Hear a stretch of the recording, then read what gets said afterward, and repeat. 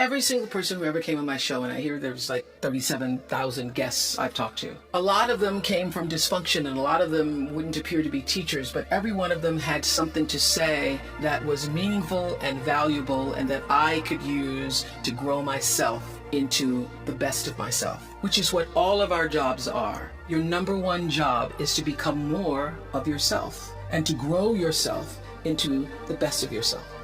And so I had a lot of great teachers, as we all do. I was doing an Oprah show about a decade ago. One of my greatest teachers was a man named John Diaz. We were doing a show called Would You Survive? And on Tuesday, October 31st in 2000, Singapore Airlines Flight 006, a Boeing 747 from Taipei to Los Angeles, took off with 179 souls aboard. 4 crew and 79 passengers perished in that flight, a total of 83 fatalities. There was a typhoon rolling through at the time, and the plane went down the wrong runway. Now what's interesting, John Diaz was on that plane, and he had had several indications, whispers, that he shouldn't have gotten on the plane. But he did anyway. He got on the plane and he managed to be one of the survivors. And on the Oprah show, I was asking him, what do you think it was that you were one of the survivors? And I said, do you think it was your position on the plane? Because he was in first class and he was sitting on the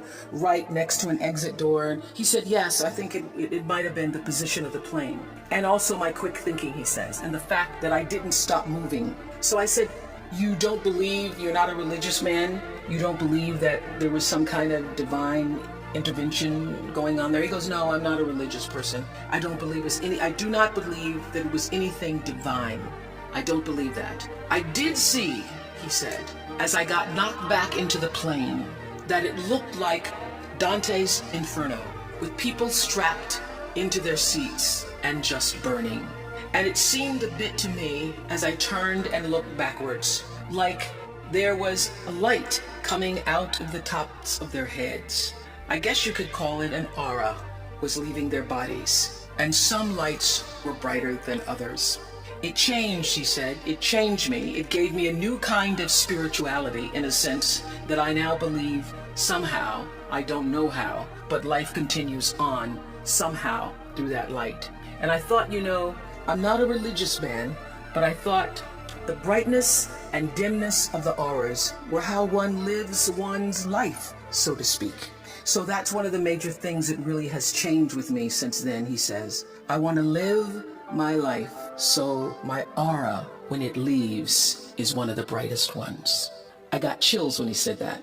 How does one lead a meaningful life? Because ultimately, isn't that what we all want?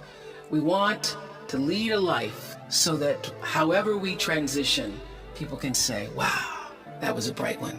That was a bright light.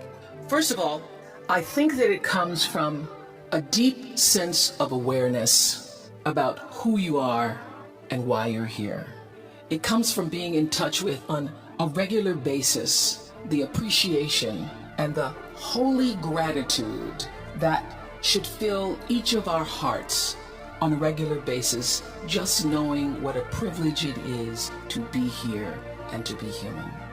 To me, successful is getting to the point where you are absolutely comfortable with yourself.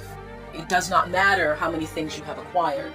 The ability to learn to say no and not to feel guilty about it, to me, is about the greatest success I have achieved. The fact that I have, in the public side, done whatever, it's all a part of a process for growing for me.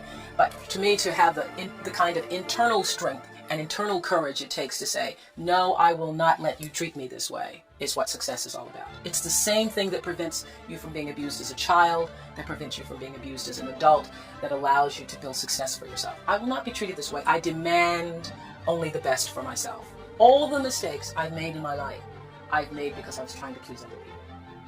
Every one of them. There's not one that I made because I did something because I really wanted to do this for myself. Every mistake I've ever made is because I went outside of myself to do something for somebody else that I should not have, to please them, just for the purpose of pleasing them. You are worthy to say no. That it's okay if you say no. It's okay if you say no and then people don't like you. That's really okay. The important thing is how you feel about what you're doing, how you feel about yourself. It's a long struggle though. And I'm just hoping that, in the work that I do on the show, and the speaking that I do around the country, and that young people who are watching this can get the lesson sooner than I did. Because it's painful, because you keep repeating it over and over and over until you get it right. And what I found is that every time you have to repeat the lesson, it gets worse. Because it's, I call it God trying to get your attention, the universe trying to get your attention. So we didn't get your attention the first time, so we're going to have to hit you a little harder this time. So I'm still doing it, I'm still learning. I say this, many times I say, the universe is always trying to get your attention. I use universe and God interchangeably. It's trying to get your attention. And sometimes it starts out, any major problem you encounter, it always started out as a whisper. By the time it gets to be a storm, you had a pebble knock you upside the head, you had a brick wall, you had a house to fall down, and before you know it, you're in the eye of the storm. But long before you're in the eye of the storm, you've had many warnings, like little clues. So now my goal in life is to not to have to hit the eye of the storm, is to catch it in a whisper, to get it the first time. And getting it comes from understanding I think the one thing that has allowed me to certainly achieve both material success and spiritual success is the ability to listen to my instinct. I call it my inner voice. It doesn't matter what you call it, nature, instinct, higher power. But the ability to understand the difference between what your heart is saying and what your head is saying. I now always go with the heart. Even when my head is saying, oh, but this is the rational thing, this is really what you should do. I always go with that little feeling, the feeling. I am where I am today because I have allowed myself to listen to my feelings. I feel that luck is preparation meeting opportunity. One of the biggest lessons I've learned recently is that when you don't know what to do, you should do nothing until you figure out what to do. Because a lot of times you feel like you're pressed against the wall and you've got to make a decision. You never have to do anything. No, don't know what to do? Do nothing. I wait. And that has been a big lesson. To be willing to be still with myself and trust myself and my higher power to help me make the right decision and to not feel pressured. See, I think, we create stress for ourselves because you feel like you have to do whatever, you have to do it, you have to. I don't feel that.